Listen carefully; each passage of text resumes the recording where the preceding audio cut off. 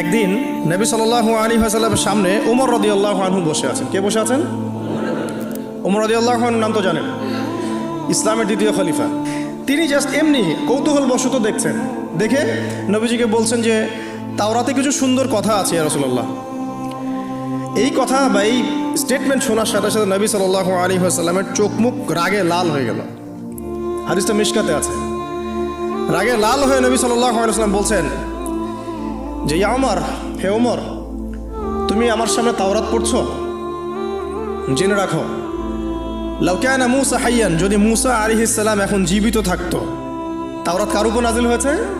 মূসা। তাওরাত পড়ছো আমার সামনে, তাওরাত যার উপর নাজিল হয়েছে সেই মূসা আলাইহিস সালাম যদি জীবিত থাকতো এখন, ফাত্তাবা'তুমুহু, আর তোমরা আমাকে বাদ দিয়ে তার অনুসরণ করতে, ওয়া তারাকতুমুনি, আমাকে ছেড়ে দিতে, লা দালালতুম আন সাওয়াইস সাবিল, তাহলে তোমরা অবশ্যই পথভ্রষ্ট হয়ে যেতে।